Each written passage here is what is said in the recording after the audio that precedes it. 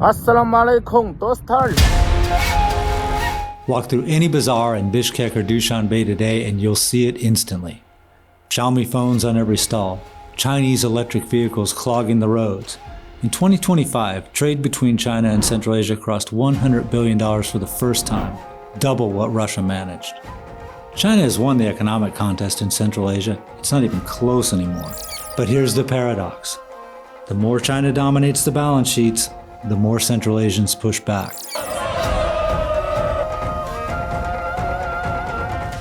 Anti-Chinese protests, fears of land grabs, riots at mining sites. In Uzbekistan, nearly 2/3 of the population now holds a negative view of China. China.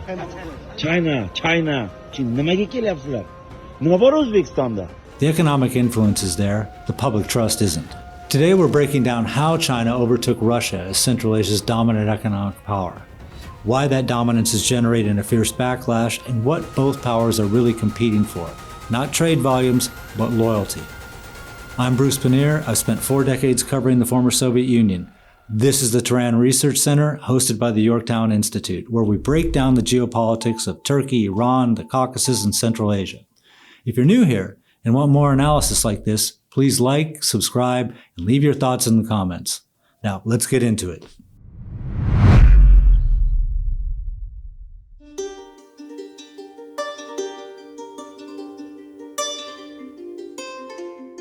To understand how dramatic the shift has been, you have to remember where this started. When the Soviet Union collapsed, China was a minor economic player in Central Asia. Russia was everything: the market, the employer, the banker, the buyer. For the first decade of independence, Beijing hardly registered. That changed fast. China overtook Russia in total trade with the 5 Central Asian republics in 2009. Since then, the gap has only widened. By 2025, China was trading over $100 billion a year with Central Asia. Russia was at roughly $51 billion, less than half. The numbers tell a clear story. Turkmenistan now sends the bulk of its natural gas eastward. China-Turkmenistan trade alone approached $10 billion in 2025, making Beijing by far Ashgabat's most important commercial partner. Chinese investment stock across the region has reached nearly $36 billion, the largest of any country. More than 11,000 enterprises with Chinese capital operate across all 5 states. Chinese firms build highways, operate mines, assemble cars, and increasingly manufacture electric vehicles inside the region. And it goes beyond infrastructure and industry. You see it in consumer products as well. Things like the fact that most Tajiks and Kyrgyz have Chinese smartphones, right? That the fact that China can provide an affordable alternative to Apple and Samsung is something that research has indicated increases their positive opinion of China. So I think as China continues to bring in more high quality products, electric vehicles that are affordable, smartphones, 5G connections are being provided by Chinese companies. Что за телефон такой, вот это вот? Это Redmi 2. А сколько стоит? 5500. 5500? Вот это вот? А он работает вообще? Конечно, работает. Chinese smartphone manufacturers now command over half the regional market. Chinese car brands account for nearly half of all vehicles sold in Kazakhstan. In Uzbekistan, the region's largest market, Chinese brands make up 80% of car imports. The first car manufactured by Chinese EV giant BYD rolled off a new $136 million facility in Uzbekistan in 2024. 3 more Chinese automakers, Great Wall Motor, Chang'an, and Chery, are planning factories in Kazakhstan. This looks less like standard trade and more like a shift in the region's economic structure. But architecture without acceptance has limits, and that's where China's problems begin.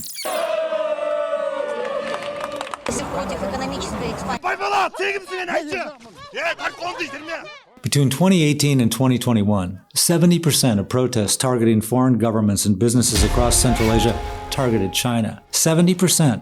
Not Russia, not the West, China. And the trend is accelerating. But I think the general dynamics that we see, concerns around corruption, concerns around the environmental impact of Chinese investments, concerns around debt dependency and becoming too dependent on China and what China may do, using that leverage, concerns around the treatment of laborers, workers in Chinese mines. These are the kind of concerns that we see around the world. I just participated in a workshop on China-Africa relations, and we were comparing the kind of experiences and attitudes towards China in Africa and Central Asia, and the kind of facts that we see are broadly similar. So it's the global issue. We just chose in the book to focus on Central Asia. Data from the Central Asia Barometer shows a steep deterioration in perceptions of China. In Kazakhstan, the share of the population with a negative view of China jumped from 16% in 2017 to 38% by 2023. In Uzbekistan, it went from 5% to 64%. That's a 13-fold increase in 6 years. As of 2024, China's favorability across the region stood at just 36%. What's driving this? У нас растет внешний долг перед Китаем. Растет при том такой математической прогрессии, что нас это уже пугает. China on these infrastructure projects, as far as I know, they use the financial structure called project finance, right? And mostly it's all based on the cash flows, right? So when they talk about China has the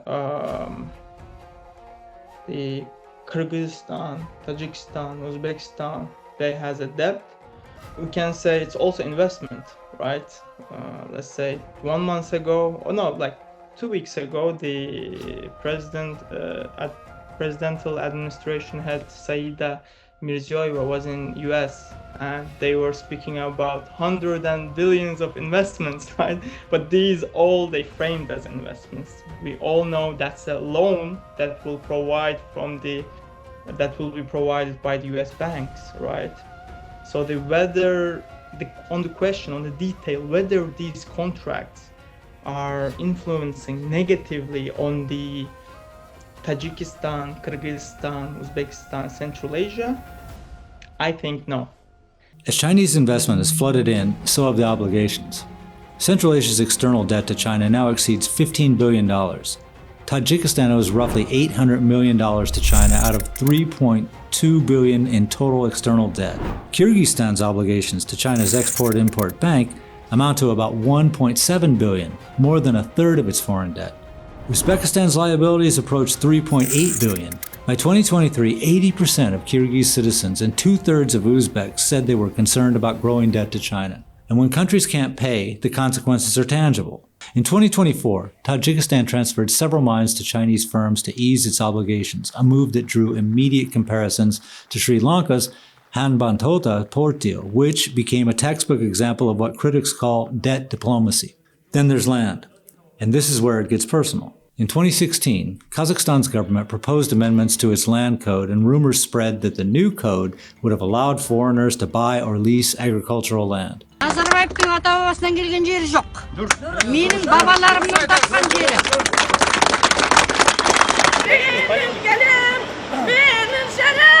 The result was the largest protest the country had seen up to that point. The fear was specific: Chinese citizens purchasing land as part of a long-term plan to absorb parts of the country. The amendments were scrapped almost immediately. And those fears have historical roots. After the Soviet collapse, China moved to settle border disputes across Central Asia and consistently came out ahead. Kazakhstan ratified its border treaty in 1999 that ceded roughly 43% of the territory China had claimed as disputed. Kyrgyzstan followed in 2002, giving up over 1,200 square kilometers. Tajikistan relinquished 1,000 square kilometers in 2011. In each case, governments framed the concessions as pragmatic. Better to yield some disputed land than risk prolonged friction with a far more powerful neighbor. But the populations remembered. Pollution is another flashpoint. In Kazakhstan, residents near Chinese-operated oil and chemical facilities have staged demonstrations over air emissions and fears of toxic discharge. In Kyrgyzstan, protests have erupted around Chinese-run gold mining operations, with local residents blocking roads and clashing with workers over concerns about water contamination and livestock deaths. And corruption feeds the resentment. In 2018, a Bishkek thermal power plant broke down in the dead of winter after a $386 million Chinese renovation, leaving the capital without heating for nearly a week. A later investigation found the Chinese company and Kyrgyz officials had skimmed over $100 million by inflating costs. While Chinese investors and corrupt officials profited, ordinary residents froze. 19,5 миллион доллар административдік расходқа кеткен. 12 миллион доллар транспортный расходқа кеткен. Технадзорды біз Қытайға беріп атабыз, Тибей сілер құрғылады. Қайра құрылышты. Технадзорды қайра Тибейге беріп атабыз, сілер қылғылады. 8 миллион доллар. Неужели ушыл нәрсені қарап қоңға болбайды әлі? Башқа прокурордың орынбасары. Мына тиішті энергетика тармағының жетекшілерін үш жерден стенограмма жүріп атады. Қанша деген мемлекеттік органның жетекшілері отырады. Ошолорго туура эмес маалымат берген үчүн чара көрүшүңүздөрдү суранам. Рахмат. In November 2025, a mass brawl broke out between locals and Chinese workers from the China Road and Bridge Corporation in Kyrgyzstan's Chuy province, a dispute over access to a quarry. President Japarov tried to downplay it, but the pattern is unmistakable. The deeper China embeds itself economically, the more friction it generates on the ground. And there is a human cost to reporting on these tensions. In July 2024, Tajik journalist Rukhshona Khakimova was arrested while investigating public attitudes toward Chinese influence in Chinese mining projects. She was sentenced to 8 years in a closed trial on charges of treason. Her imprisonment sent a clear message, not just about press freedom in Tajikistan, but about how sensitive the relationship with Beijing has become for Central Asian governments. Қытай Халық Республикасының төрағасы Си Цзиньпин. So, if China dominates trade and investment, why does Russia still matter? The answer is one word: people.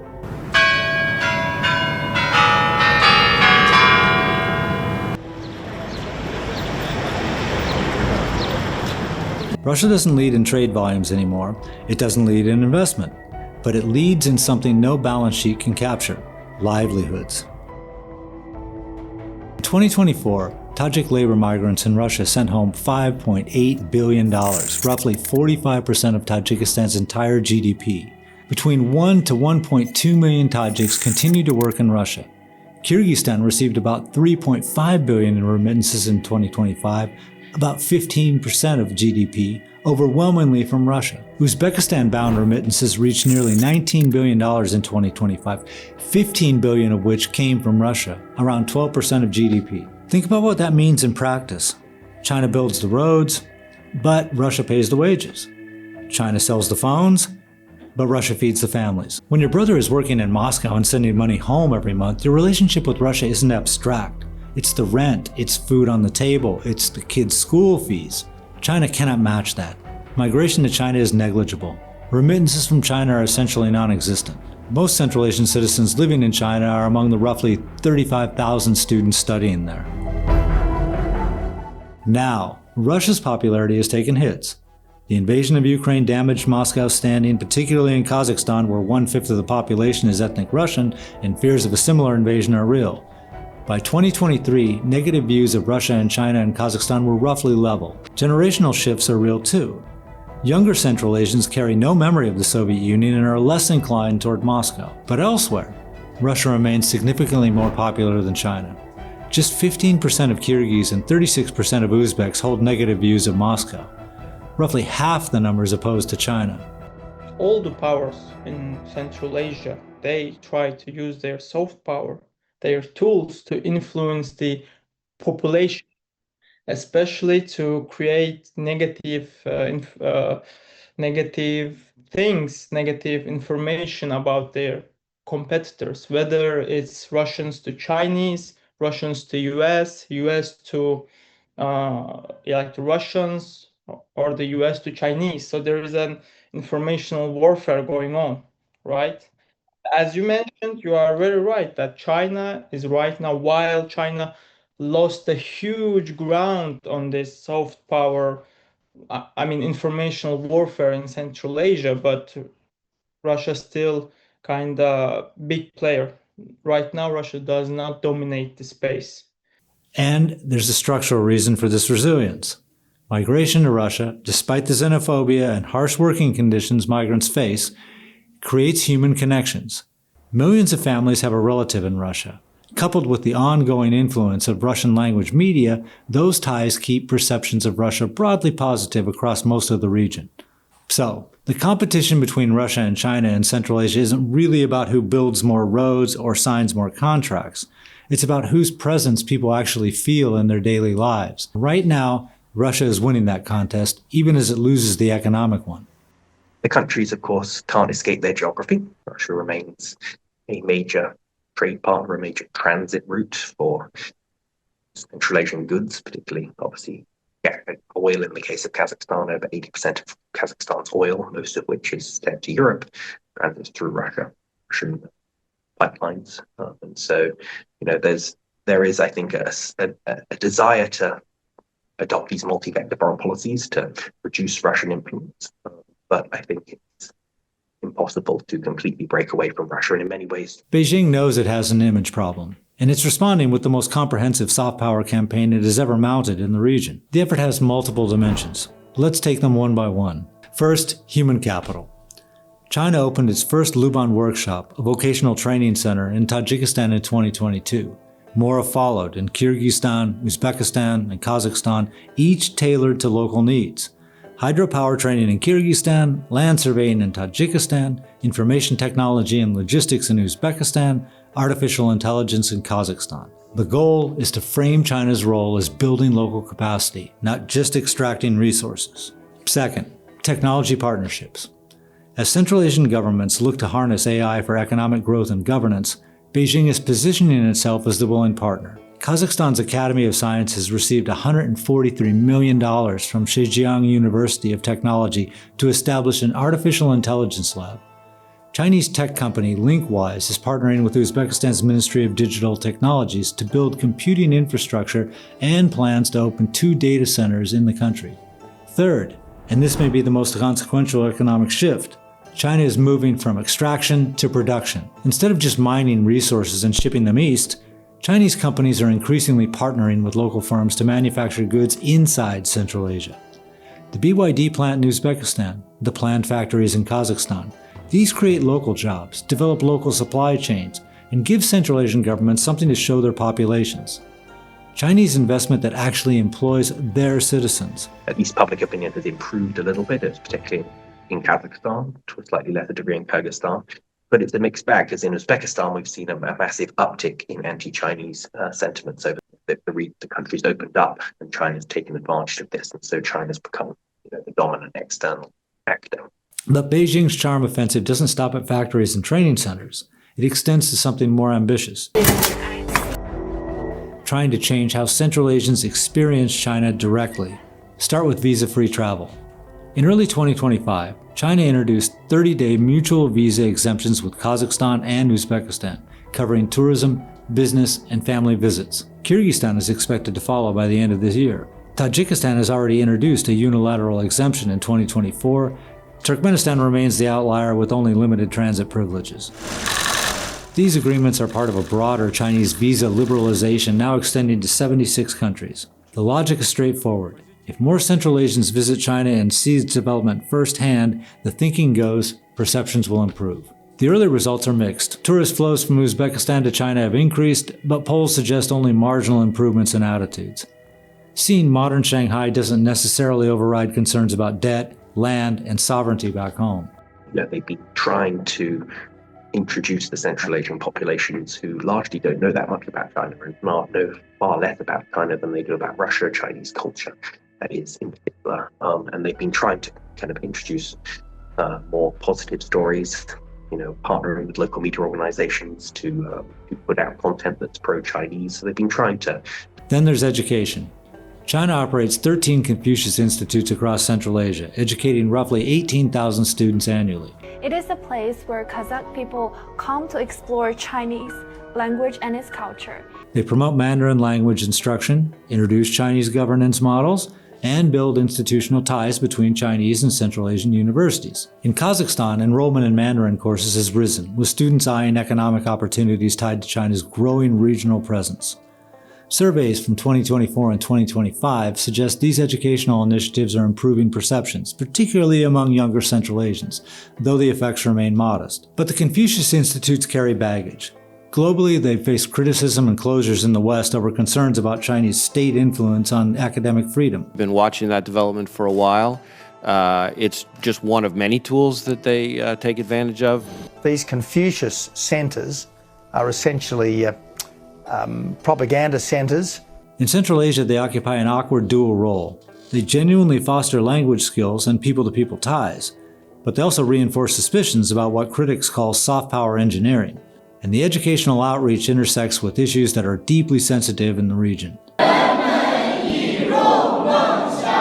Beijing's policies toward Uyghurs in Xinjiang resonate powerfully across Central Asia, where Turkic and Muslim communities feel kinship ties with the Uyghur population. China. Nimaga kelyapsizlar? Nima bor O'zbekistonda? Nimaga kelyapsizlar? O'zimizda kam ish joyi yo'q, narsa yo'q. Bo'ldi, qaytinglar. Toshkent, Pekin. Han migration into Central Asia, even at modest levels, stirs anxieties about demographic change and economic displacement. Rather than easing mistrust, these factors often reinforce the very suspicions that Beijing's outreach is designed to dispel.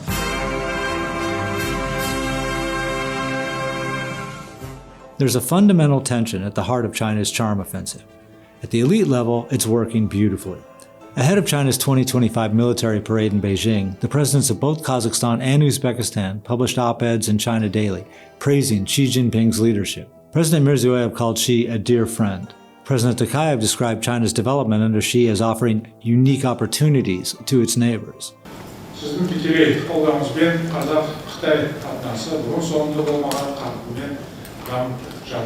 All 5 Central Asian presidents attended. But at the street level, the gap between elite enthusiasm and popular skepticism remains wide. Governments embrace the aid and investment. Ordinary citizens often see those same projects as vehicles for economic exploitation and cultural erosion.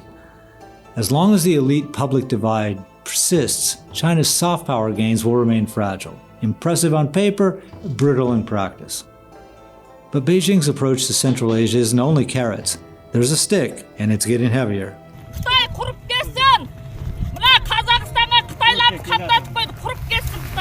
In April 2026, a court in Kazakhstan convicted all 19 members of Nargiz Atajurt, an unregistered advocacy group that works with families who have relatives missing in Xinjiang. Their crime? Organizing a protest near the Chinese border in November 2025, where they burned small Chinese flags and a portrait of Xi Jinping and demanded the release of a naturalized Kazakh citizen detained in China.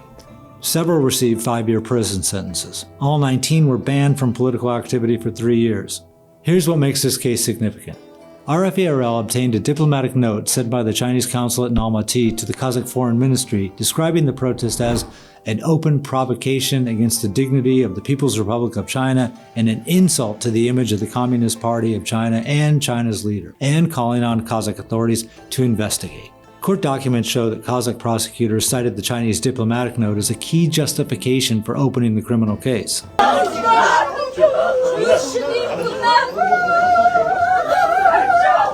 What started as administrative fines for petty hooliganism was escalated after Beijing's intervention into criminal charges of inciting ethnic discord, which carry up to 10 years in prison. The activists' lawyers argued the protest targeted Chinese government policies, not the Chinese people, and that treating harsh criticism of foreign government as hate speech sets a dangerous precedent.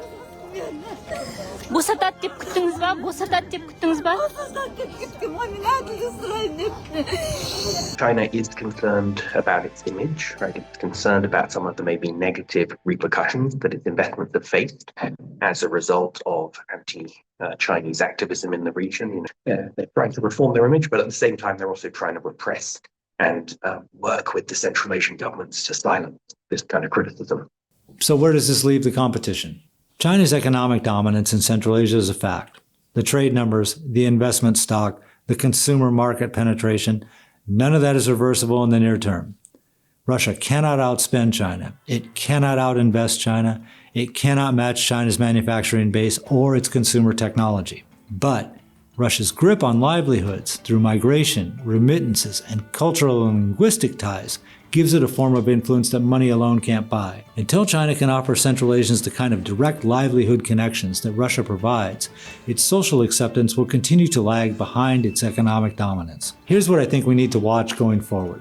First, whether China's shift toward local manufacturing, vocational training, visa liberalization, and educational diplomacy actually changes public opinion over time, or whether the debt, land, and sovereignty concerns continue to dominate the conversation.